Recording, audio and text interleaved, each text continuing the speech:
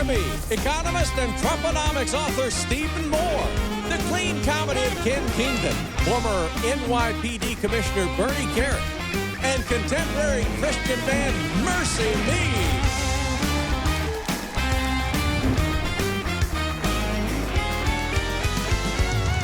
That's Ray Corley in the Music City Connection. And I'm your announcer, Keith Bilbrey. And now, here's Mike Huckabee!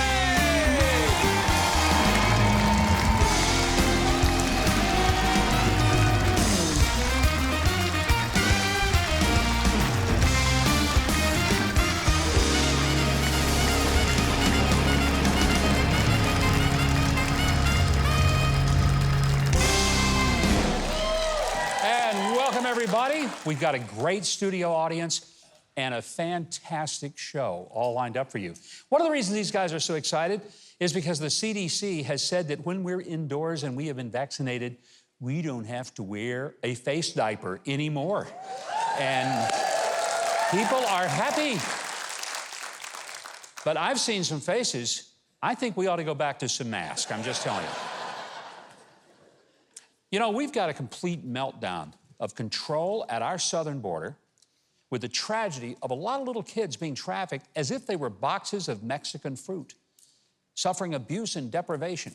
The drug cartels, they're taking advantage of the border breakdown by pouring deadly drugs into our country, and it's killing people from New York to Oregon, not just on the border. Gasoline is soon going to be double the cost that it was a year ago. And some people can't even find a gas station that has any gas left. Employers, if you're one of them, you know what I'm talking about. They can't stay open because people are living off government giveaways of stimulus checks and unemployment instead of taking jobs that are available. Our schools are still closed in a lot of places because the teachers don't want to go back to the classroom. And the Middle East is being burned down by rockets which are launched by jihadist terrorists from the Hamas stronghold of Gaza. You know, at the rate he's going, Joe Biden is going to make Jimmy Carter a candidate to be the 5th president on Mount Rushmore, you know? Yeah, our audience didn't quite get that, but maybe they will at some point. Hey, I admit I didn't vote for Joe Biden, and frankly, I feared that he might lead us off the left side of the cliff. But even I thought it would take him longer than 100 days to do it, to be honest with you. I'm especially grieved to see the great progress toward peace in the Middle East that was achieved by the historic Abraham Accords being replaced by violence, destruction, and death as the terror group Hamas fires thousands of rockets toward civilian targets in Israel. And Joe Biden wants to revive the horrible deal with Iran, and supposedly that's going to cause them to give up building a nuclear weapon. But sensing real weakness on the Biden team has emboldened Iran. And that's why they're helping to buy more rockets for Gaza so they can try to kill Israelis. And this is all at a time when Gaza and the Palestinians could sure use some schools and streets and medical care and jobs. But instead, they use the Iranian money, and sadly, they use money that you, the American taxpayer, gives them to buy bullets, bombs, and rockets so they can kill Jews in Israel. Now, to his credit, after a few days of silence initially, President Biden finally did call Israeli Prime Minister Benjamin Netanyahu and publicly acknowledged that Israel does have a right to defend itself against these senseless attacks on their sovereign land. But for the past 4 years, Israel was in the most peaceful period of the past decade and beyond.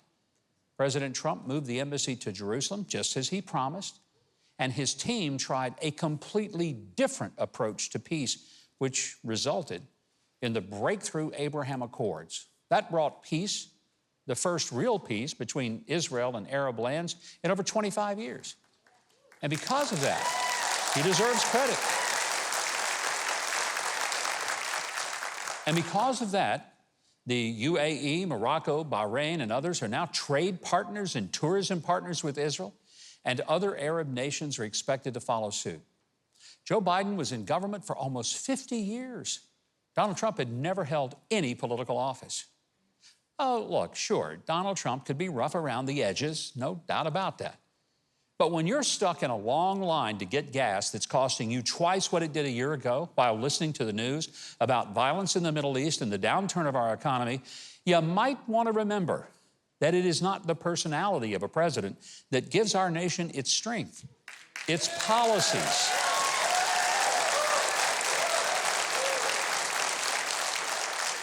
And I think you might agree that the ones we're seeing right now just aren't working out real well.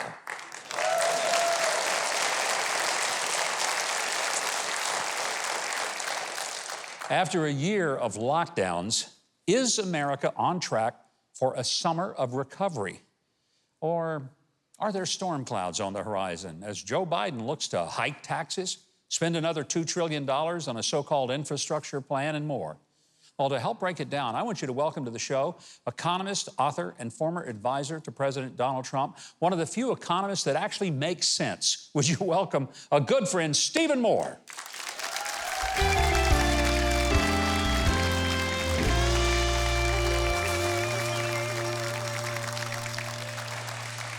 Well, Stephen, great to have you here. It's so great to actually see people in person. You know, this is the first time in a year for me. Yeah, thank you for being here. And you know what's amazing? These people are not made out of cardboard like we've been seeing in all the sports arenas. Real people out there. They're real people. Let's jump into it. Joe Biden is absolutely promising he's going to raise taxes. But he's only going to raise it on the rich people and the corporations. So what's wrong with that? Well, Governor, first of all, you know, if you look at what's happening right now with respect to the rise in inflation, inflation is a tax, right? When you go to the gas pump or you go to the grocery store and you're paying higher prices because, in large part, in my opinion, because of Biden policies. You mentioned the gas shortages. You know, people are paying $1 more a gallon for gasoline. They're paying more for meat. They're paying more for corn. They're paying more for lumber, for construction costs. And that is a tax. That is a tax on our lower end. And by the way, who gets hurt most by inflation? Not the rich people, it's the people, working class and low-income people. So that's point number one. Point number two, you know, I was proud to work with Donald Trump on that tax plan we put together. Folks, we created the best economy in 30 years, right? We did. Because of Trump. I mean, it was amazing. Yeah. We had the lowest unemployment rate, lowest inflation rate. One of the things I know Donald Trump is particularly proud of, we had the lowest poverty rate, Governor, in the history of the United States. Ever. Not just in 10 or 20 years, ever. And not just for whites, for blacks, Hispanics, you know, single mothers, children. So it was a phenomenal achievement. And what worries me right now is that we've got a president who's kind of screwing it up. But I want to talk specifically as to, it's not just the tax increase, it's the spending on the government. That's Joe right. Biden, and let's be fair to him, it's not that he's insincere. He literally and sincerely believes that if the government will spend a bunch of money, the economy will be supercharged. Well, why wouldn't that work? My problem is that when you keep spending, you keep borrowing, and you keep taxing like this, government's going to get bigger. It's no surprise that we've had inflation because it's almost like the Federal Reserve is basically just printing money and churning it out there, almost like dropping $100 bills out of helicopters. And that's the reason, by the way, that prices are rising. And if we continue to spend and borrow like this, and incidentally, the amount of money we're borrowing this year, just to give you a sense of how much this is, it's more money than the United States government borrowed adjusted for inflation to finance the Revolutionary War, the Civil War, World War I, and World War II. That's a lot of borrowing. That's incredible. And that's just this year? Just this year. Wow. And, you know, our national debt now is over 100% of our GDP. The alarm should be going off, and no great nation can do that. You know, the only people who are going to benefit from these spending and taxing plans are China. Let's talk China, because they cheat on trade deals. Yep. They dump products into a marketplace and make it impossible for American companies to compete. Donald Trump was standing up to China. People may not like him, but he was the first president that I can remember, Democrat or Republican, who just said, no, we're not going to let them push us around. Front page story in the Wall Street Journal today showed big declines in imports from China. And why? Because these tariffs are really starting to affect China. And look, I'm a free trade guy, but I think China is so out of control right now. They've become such a threat on the world stage. And what really infuriates me is when, you know, Kerry goes over there and says, oh, they're going to buy into this climate change stuff. Yeah. Folks, we all know what China wants, right? They want global dominance. They're laughing behind our back. We're breaking the back of our energy industry. We're imposing all these new taxes. China's not going to do that. They're building 100 coal plants as we speak. Well, our energy system, we were energy independent for the first time. And it meant prices were lower, whether you heat your home or whether you fill your tank with gas. Between the Green New Deal, getting rid of the pipeline, and raising taxes, what's going to happen to just the average American? So here's my problem. And when I used to talk to Trump about this, about America's energy policy, I said, Mr. President, if you just go all in on all of our energy, our coal, our oil, our gas, our nuclear power, I said, we can be energy independent. You know what he used to say to me? He said, Steve, I don't want energy independence. I want America to be energy dominant. And that's what we should be, right?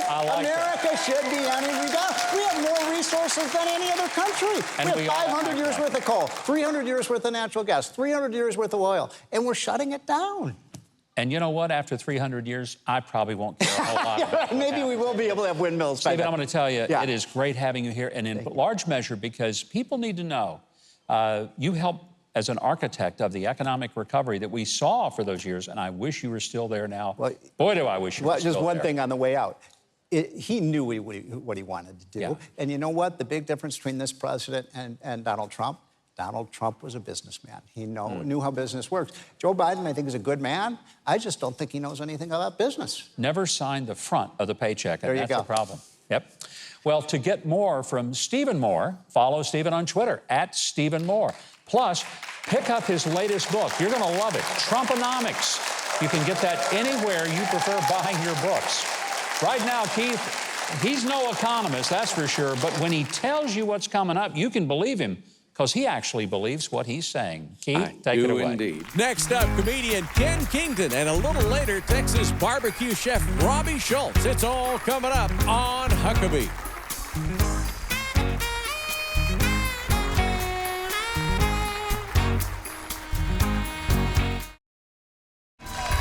Go to MikeHuckabee.com and sign up for his free newsletter and follow @Mike Huckabee on Twitter.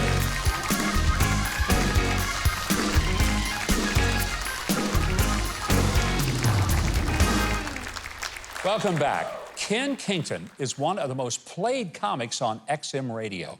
Now, he's got 6 comedy specials that have aired on multiple cable networks and a new special coming soon to Dry Bar Comedy. His 4th book, it's available now. I've got it right here in my hands, and it's called Every Day is a Bonus. I want you to welcome and get ready to laugh out loud at the very funny Ken Kington. Hey! It's real people. Hey! Wow. Is anybody else just fear fatigued? Is anybody else just tired of it? As of today, the CDC numbers, 99.9% of Americans do not have COVID-19, okay? And of those who do, 99.97% are not serious. So it's like, hey, you know what? That's the facts. Those aren't opinions. Now, my observations are simply this, that I think they're making some stuff up, okay? Overall, how many of you have been to a restaurant and you gotta wear a mask when you go in, but as soon as you sit down, you just take it off? Yeah. So apparently COVID cannot penetrate 4.5 feet. That's my take. Or maybe it's the food. I actually was on a flight last week, go through the airport, mask on, get in the plane, mask on. I sit down, I'm like, whew, finally. And the flight attendant, this ninja flight attendant came out of nowhere and she's like, oh my gosh, you gotta keep your mask on, mask on, mask on. And I'm like, okay, I'm sorry. Why? I said, but I'm below 4.5 feet. And she's like, she goes, yeah, but we're about to be above 30,000 feet. So I put it on and she runs up, gets on the mic and she's like, ladies and gentlemen, please keep your mask on unless you are actively eating or drinking. Okay. Let me just tell you, I can make that little 100-calorie bag of snacks last about 2 hours, all right? Can't finish a whole one, sorry. So here's the deal. If you don't have a mask and you're out in public and you gotta wear one, just walk around on your knees below 4.5 feet with a Cheez-It in front of you and you should be fine. And here's the deal. Oxford University actually did a study that said kids are more emotionally, physically, and relationally damaged by not being in school. So they're starting to open schools again. That's a good sign. Where I live, they said, okay, this week we're going to let elementary school go, and then high school, and then middle school, and in phases, which makes sense. Elementary school, they're all under 4.5 feet. So let's get them back. And I love this, though. My youngest son is actually in high school, and he was like, I don't know what to do. We're like, what do you mean you don't know what to do? And he goes, I don't know what I want. I mean, I like virtual, but I want to go to school. And we're like, oh, buddy, I'm so sorry. You thought that was your choice. That's for Mom and Ma's emotional health. You're going back, all right? That's going to happen. And just the mask thing, oh my goodness, the mask. I actually had a lady come up to me. I had one of those temporary masks on. She goes, oh my goodness, you got it on backwards. I'm like, what? She goes, no, it's the blue side out. And I'm like, I've been going around for a year thinking I'm fine, and the whole time I've been sucking COVID into my body. I think, whatever. I need help. I want to get to real problems like my hair. I need some help. I used to have good hair, thick, dark hair. Now this. It's turning gray. It's turning loose. It's just... And ladies, I want to just... Every man that is watching or in the audience tonight will vouch for me. We have this feeling. It amazes us, ladies, how much hair you can lose and have any left on your head whatsoever. We take the second shower. I go to turn on the water. I'm like, holy cow. There's a small toupee down in the drain. Okay. I started picking it up and putting it on my bald spot. Okay, that's it. Now, ladies, you age incredibly well. Guys don't even know when we're old. We don't even know when we're getting old. It's like you're 30, you're like, man, I don't feel as good as I used to. Am I old? Or 40s, I think I am now, or 50. I don't know what the female version of this is. But men, when this happens, you are officially old. The other night, I pulled a muscle in my leg, sleeping. 3 in the morning, just, oh, man, oh. I walked to the bathroom, I looked like a newborn deer. I shared that at a show the next week. This 20-something kid came up, he goes, hey man, great show. He says, you know what that is, right? I'm like, what are you talking about? He says, the cramp. You know what that is, right? I said, no. And he says, you gotta hydrate. You're dehydrated. Just before you go to bed, hydrate. I said, dude, I just turned 50, all right? Now I hydrate before bed. I'm peeing 9 times that night, all right? Yeah.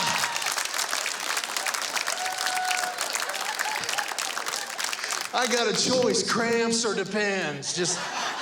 I'm sticking with the cramps for now, all right? Listen, I'm Ken Kingdon. Thank you for being here tonight. Thanks for watching. It's great to see you. Great to be back.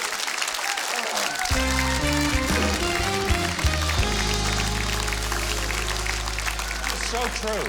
What you just said, that's why these guys, some of them are laughing and others are crying. And it's the same response, it's just a little bit different. That is it. Well, I got to tell you something. Okay. Thanks for having me on. Excited to have you. One of my sons, one who's the training pilot right now, we had lunch right after I got the call. Yeah. And I said, he said, what are you doing, Tom? So I'm going, I get to be on the Huckabee show. And he goes, Huckabee, that name sounds familiar. And I said, well, he was the governor and he ran for president. And he interrupts me. He goes, isn't that Sarah Sanders' dad? I'm not making that up. No, I know you're not. Hey, before I let you go, every day is a bonus. Where does the title come from? Why is every day a bonus? A lot of people the are shortest wondering. version is basically 4 years ago, my heart stopped for 2 hours, and I'm still Really? alive. Wow. And the surgeon told me afterwards, he says, Ken, there's no reason you should be alive. He says, for you, you need to treat every day like it's a bonus, because it is. And I just tell the story, a lot of humor and some life change. So we want that's you what back. we're doing. Thank you so much, Mike. Great having you. Great to Ken see you, Kingdon. Governor. Thank you, guys. Thanks. And Ken's new book, Every Day is a Bonus, it is available now. And after you get through with that, you know what you're going to want to do? You're going to want to check out his other books. For more of his comedy and books, take a look at his website and look him up on social media. Right now, Keith, he's looked up what we have after the break, and you're going to want to be around for it. He's going to tell you about it right now. Next, former New York City Police Commissioner Bernie Carrick, then Huck's hero, Paul Wise. You're watching Huckabee.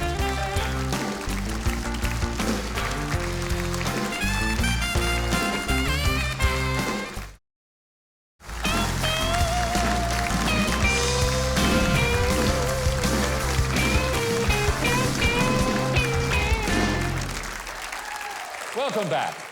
Bernard Carrick is the former commissioner of the largest police department in the entire world, the New York Police Department. Now, he says bad governance, in fact, Marxist management by New York City Mayor Bill de Blasio, has turned back the clock in the city, not to the good old days, but the bad old days. Here with us tonight to break down what went wrong and how to fix it, one of my very favorite people, Commissioner Bernie Carrick. Bernie, great to have you here. Thank you. Thank you. When you were the... First, I have a message from Rudy Giuliani. You all know Mayor Giuliani. He loves the governor. Well, it's mutual. Loves. It's mutual. You know, you bring him up, and I just want to... Let's jump into something. What was done to him is absurd. They came busting into his apartment, and they could have simply had a subpoena if they wanted something. That was all show and theater. Why would they do something like that? Personally, I think it was criminal. You know, and he'll address it, but it's just a shame. This is somebody that was the mayor of New York City, the associate attorney general, the U.S. attorney for the district he lives in, where they came into his apartment. It's just absurd. I mean, it's unnecessary. Well, let's get into police funding in New York City. When you ran that department, people marveled at how well it was run, how safe it was to walk the streets of New York City. It was a different place. What Governor, happened? keep in mind, in 1993, when Giuliani came into office, we averaged about 2,200 murders a year. That's more than Atlanta, Minneapolis, Baltimore, Chicago, Detroit combined. Combined. Wow. Over the 8-year period Giuliani was in office, we dropped violent crime by 65%, dropped the murder rate by 70%. And we actually dropped the murder rate in the black community by almost 80%. And he did that through aggressive policing. And here's the thing that a lot of these mayors today and governors don't understand. For every percentage point we reduced crime in New York City, we saw increases in economic development, real estate values, tourism, and reductions in the welfare rolls because there were tons of jobs in New York City. The bottom line is you have governors all over the country today and mayors that are basically creating laws that are good for the bad guys, bad for the good guys. These bail reform laws where nobody gets locked up or they let them loose. You have district attorneys that are being funded by Soros that are not prosecuting the bad guys. They're victimizing the thugs. They're villainizing the cops. And then you have mayors like Bill de Blasio who really don't care about the communities and the cops and let the thugs do what they want. Bernie, when New York started to make this change, and we've seen it in other cities, Chicago, Minneapolis, Seattle, Portland, people are afraid. I mean, I talk to people who live in New York, and they are afraid. Many of them are trying to get the heck out of there. You would think that somebody would wake up and say, maybe this defunding the police is not a good idea. And I'm having to imagine that being a police officer right now in a major city is a demoralizing kind of job. These thugs out there, they know they can't get arrested. They'll be let back out. They can get away with things today that they couldn't get away with before. So they embolden that element. And you see a lot more confrontations with the police and suspects far more today than you've seen in the past. You see the resisting arrest. You see the interfering with an arrest. You see assault on cops. You didn't see that kind of stuff 15, 20 years ago. What would you do today if de Blasio, not that he will, but if he called you up and said, Bernie, we need you back. The city's a mess. Come back. Tell me, in the first 30 days as commissioner, what would be your plan? I want 4,000 more cops.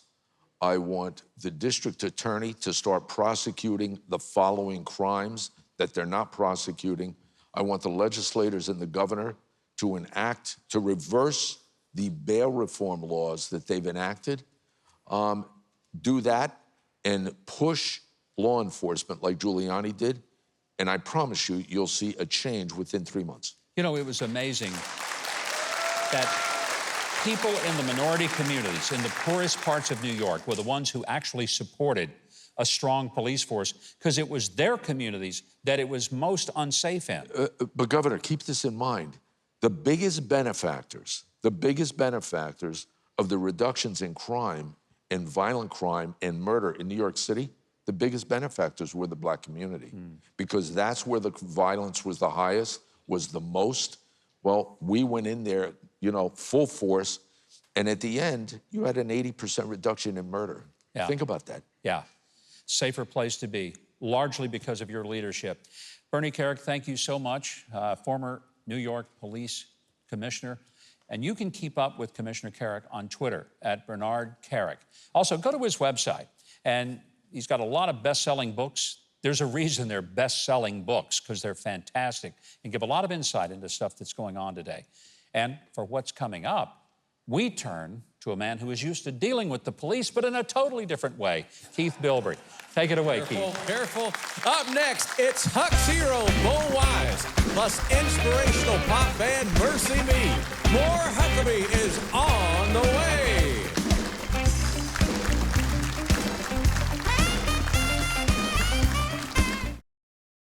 In the blink of an eye, a major storm can wipe out everything that you've worked for.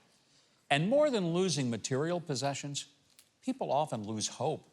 It's the mission of Samaritan's Purse to reach out to those who have lost hope, as well as lost homes, and to bring them much-needed relief, support, and the grace of God. The volunteers of Samaritan's Purse help people put their homes back together, but more importantly, they help people get their hope back by giving them love and prayer. I really hope you'll consider calling Samaritan's Purse or visiting their website today and being a crucial part of helping bring real help to people who need it the most. Your generous gift will make a difference in the lives of hurting people. And you know what else? It'll make a difference in your life as well. Thank you, and God bless for helping Samaritan's Purse. Well, our Huck's hero tonight are three brothers who served in the U.S. Armed Forces in Afghanistan and then the reserves until 2020. The youngest has written their story. It's the story of a Navy SEAL, a Green Beret, and how their Marine brother became a war's sole survivor. By telling their story, he honors his brothers and all the fallen and their families. The legacy of service and their willingness to sacrifice for our country and our freedom are why these three wise men are our Huck's heroes.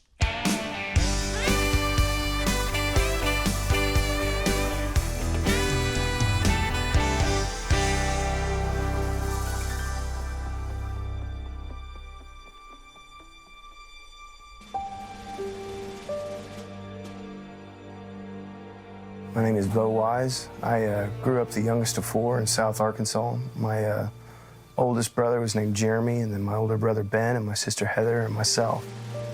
And then after growing up, Jeremy became a Navy SEAL. Ben would enlist in the Army. Those two were larger than life, and then Ben would go a step further and become a Green Beret. In 2008, finally, I'd leave college and enlist in the Marine Corps. We communicated, Ben and myself, back and forth from Afghanistan, but Jeremy, unfortunately, we only had one interaction, and that was from his, where he was stationed at Fob Chapman in Coast Province, Afghanistan, to my little patrol base in Helmand Province, Afghanistan. And that was the last time I spoke to him. He was killed by a suicide bomber in Fob Chapman, December 30th, 2009. We buried him and very swiftly went back to Afghanistan and finished our respective deployments. Ben's battalion got extended. My battalion came home on time, and as he was wrapping up that deployment, he was in a firefight in Balkh Province, Afghanistan, and he was shot multiple times and succumbed to his wounds on January 15th, 2012. The sole survivor designation, I never really knew for sure what the entire restrictions were. In the end, looking back, I think it was, I do believe the Commandant made the best decision, and I understand it being a father now. At the time, I was frustrated, and being removed from the infantry kind of made me feel like I didn't have an outlet. And one day I started journaling. It was a lot easier back then, especially for me to write than it was to speak. Ended up being a very, very healthy outlet for me. And then one day I got approached about honoring Jeremy and Ben with a book, and we worked nearly 3 years interviewing Green Berets and SEALs and collecting combat stories and trying to honor their memory as best as we can.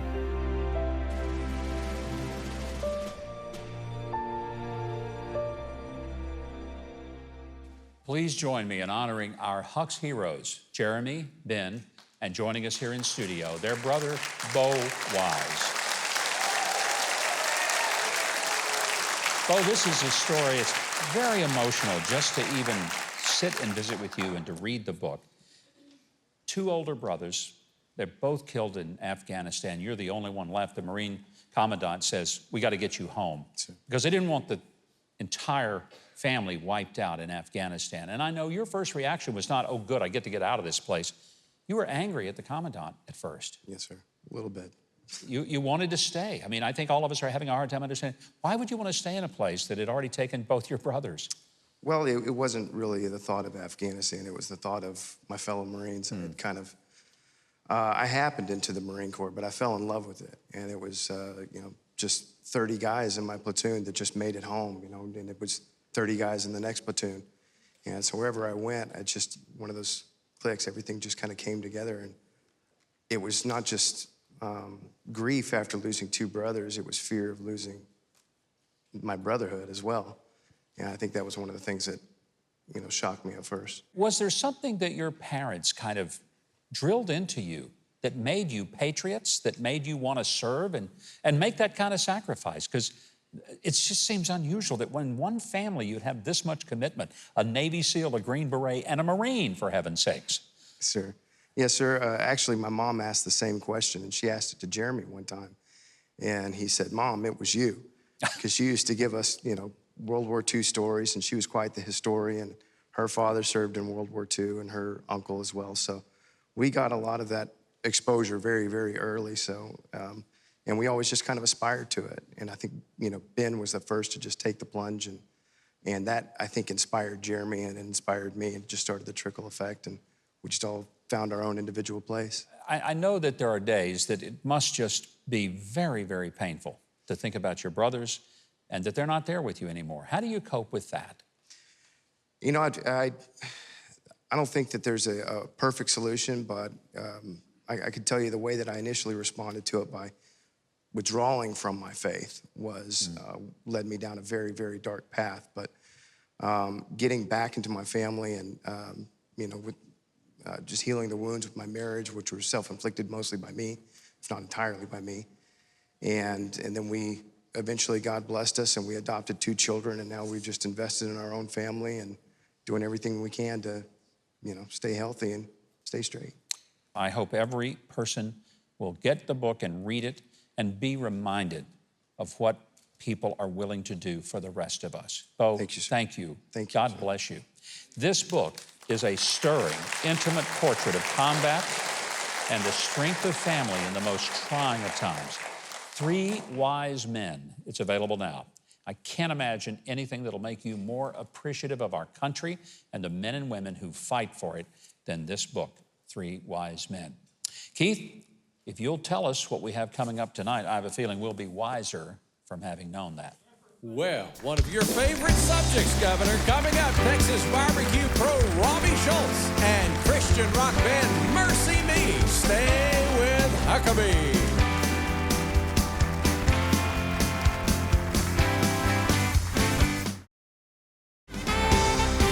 Next week on Huckabee, co-parenting advocate Mark Ludwig and magician Derek Hughes.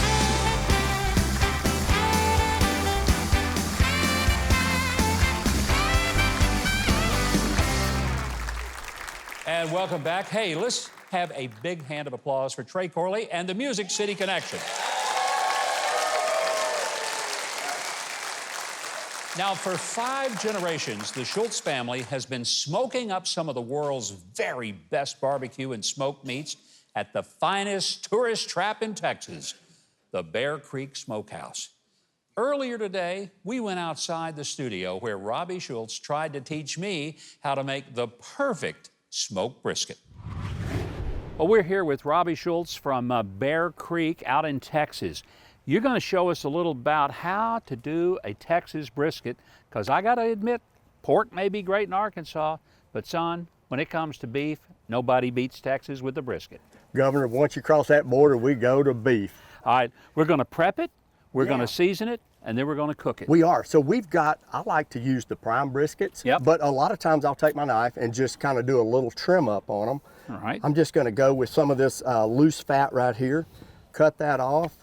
I'm going to go around the side of this. Now, some people would wonder, are you taking a lot of flavor out by doing that? Well, a little bit, but it actually saves a lot of grease going down in your pit and maybe causing a fire or whatever. And it's all about healthy food too, isn't it? Yeah. Absolutely. Yeah, of course it is. Healthy food. That's what we're doing. Okay, we're going to flip this over. Okay, so this is the flat down here, and this is the end with the decal on it. It usually has a little more fat. So I'm going to just remove a little bit more of that, and that looks great. Let's put some of that rub on there. Let's do it. Just go for it. All right. There we go. I love the dry rubs. And you know, what kind of wood do you like to smoke with, Governor? You know, it depends on the meat. If it's pork, I kind of like some apple wood or pecan. Hickory's great always. Mesquite, you know. Right. We don't have much mesquite, pine, believe if it. you and I'm kidding about the pine. I hear you. I hear you. Let's get a little bit right here. I'm going to flip this baby over. All right. So here we go. We're going to put a little on the back side. I like to cook my briskets at around 250, somewhere right around in there, and get them up to an internal temperature of about 200 to get them nice and tender. Yes, sir. So, you know, if you put too much heat on a brisket, a lot of times it'll work just like trying to wring out a sponge. It'll just shrivel up, and all the juice is going to like drip. It's going to go out the bottom of the pit. But you're going to cook it at 200 for how long? About 250, and I'd say about 12 to 15 hours. Wow, that's a long, good time to really break it down. Yeah. But it's normally Let's get the sides on that sucker. Sure, it's normally a tough cut of meat, but if you do it low and slow, it's going to turn out to be one of the most tender, juicy cuts of meat you ever put in the way God intended it to be. That's right. That's right. That's looking beautiful. Ain't no right vegans around here, that's for sure. No, sir. No. All right. That is looking really nice. So now what we would do is actually take this over and put it on the smoker. And the way I like to do them is put them with the fat side up. Let it get down and put the flavor in it. Absolutely. So, you know, it's a process, but I like to get the nice bark on the outside of the brisket. And then I'll take butcher paper, a non-waxed paper, and it's available at a lot of barbecue places. Grab some of that, wrap it up, and then finish it off in the smoker. And that helps to like finish it off with a little moisture inside the package. So you don't do it in foil, you do it in like a parchment paper or butcher paper? It's butcher paper, and you know what? I started to bring one, I thought these people are gonna think I'm crazy. We have Longhorns, and so a lot of times I'll take an empty cattle cube bag, put my brisket down in there, wrap it up, and put it on the smoker, and it works great. They're triple layered, and it keeps all that moisture in, and they're just turn out wonderful. I'm going to trust you on that. I am. Yeah, you ain't going to try it, are you? No, I'm going to try it. I don't know if I'm going to let anybody else try it, but I'm going to try it. Absolutely. I hear you. But they turn out great that way. Take them out when they're done, and just slice on this end, starting that way. And let me show you what we got. Let's take a look. Here. All right. Oh, yeah. So this is a reverse flow smoker. I got the business end right down here where the fire is. Ooh, that's hot. And then, so the smoke comes through here, the smoke and heat comes through here and goes right out the tailpipe right here. Well, I think it's about time for us to give it a try. Well, earlier today, Robbie Schultz and I were outside. We were doing a little cooking. And Robbie, I'm telling you, this is so fantastic. This is a genuine Texas brisket, isn't it? Yes, sir. Well, we had to bring a little taste of Texas all the way up to Tennessee to show you I'm- folks how we do it down yonder. I am glad you did the Bear Creek Smokehouse method. How many pounds of meat a year do y'all go through? A couple million.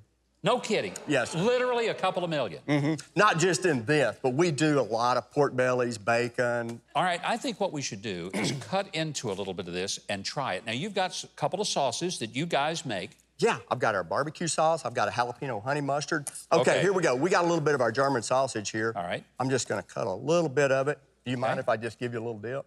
I don't mind at all. There you go. Speaking of little dips, Trey's over there. We're gonna see if he's It's pick on the good-looking guy. I'm telling you, it's not fair.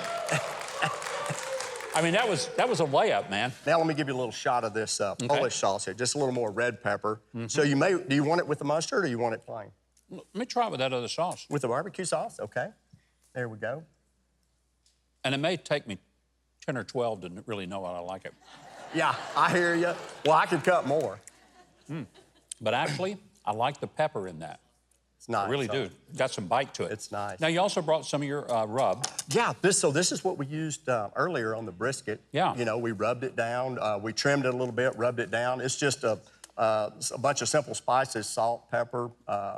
It's got, let's see, what else? Paprika, garlic powder, little onion powder. Are we going to slice a little of this? Yeah, you betcha. Thought you'd never ask. So here we go. Oh, man, look at that. Look at that smoker. Oh, look at that. That is just as perfect. Look at that. We're supposed to know what we're doing down in Texas. I believe you do. There we go. See what you think. Can y'all smell that? That will set you free right there, I'm telling you. Yes, sir. That's how brisket's supposed to be done. I gotta admit, we can do pork in Arkansas, but ain't nobody can do beef any better than the people in Texas. That's the way it's supposed to be done. I appreciate it. Thank you. We love doing it. It's not a quick process, you know. It's a 12 to 15. 12 to 15 hours? Yes, sir. Be up all night. It takes a little patience and a little time. I got a mouthful of meat. But I got to tell these folks something.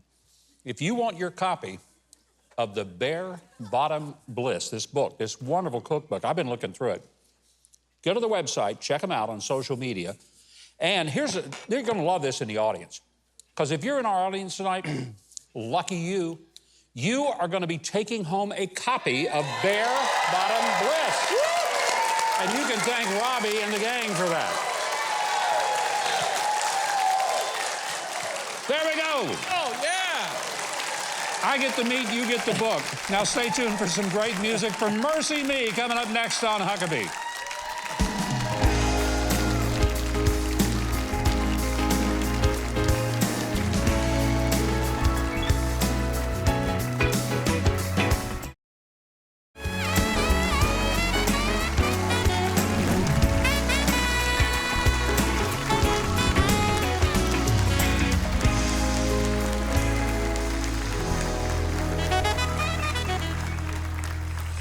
And welcome back. Now, our musical guest needs no introduction, but by golly, they're going to get one anyhow, because I insist upon it.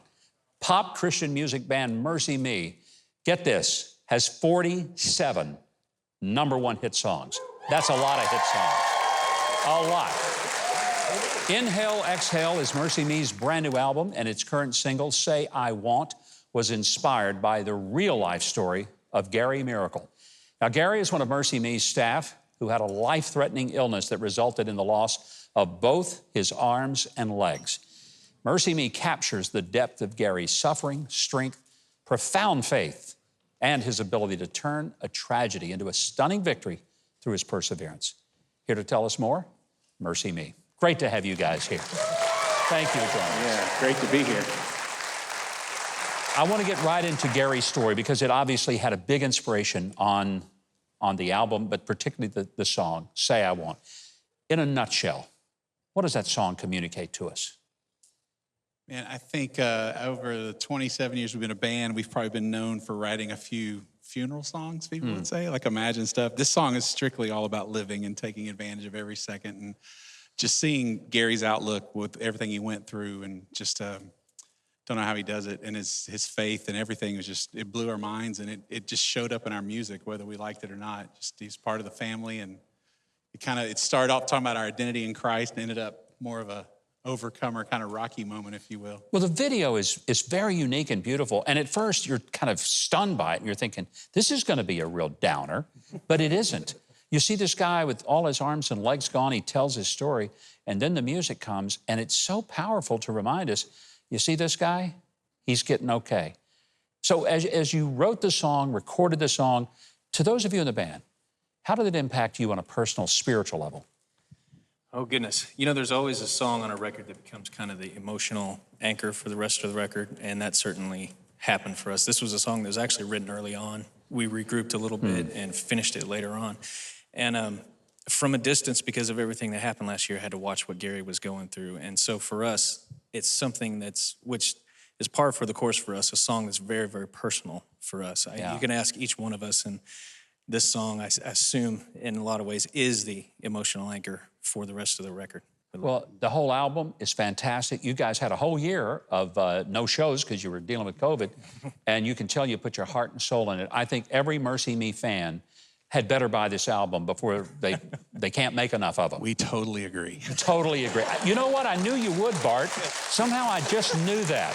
Well, in a moment, MercyMe is going to perform for us, but right now, Keith Bilbrey is going to tell you how you can get more of the great music of MercyMe, which I promise you're going to want, especially this album. You can purchase your copy of Inhale Exhale everywhere music is sold. Now, for touring information, go to their website, MercyMe.org. After the show, go to Huckabee.tv for a bonus song. And now, here to perform Say I Won't is MercyMe.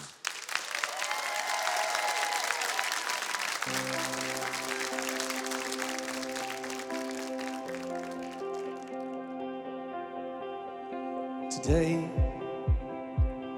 it all begins. I'm seeing my life for the very first time through a different lens.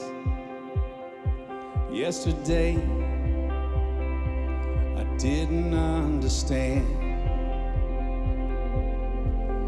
Driving 35 with a rocket inside, didn't know what I had. While I've been waiting to live, my life's been waiting on me. I'm gonna run, no, I'm gonna fly. I'm gonna know what it means to live and not just be alive. The world's gonna hear, 'cause I'm gonna shout. And when circumstances drown the music out, say I won't. Not enough is what I've been told,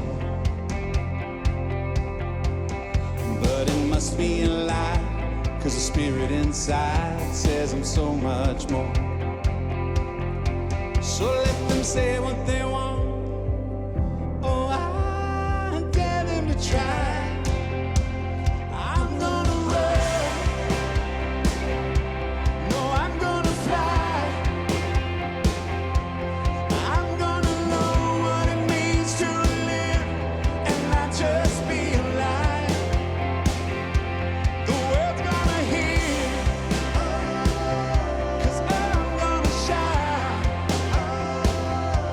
And I will be dancing when circumstances drown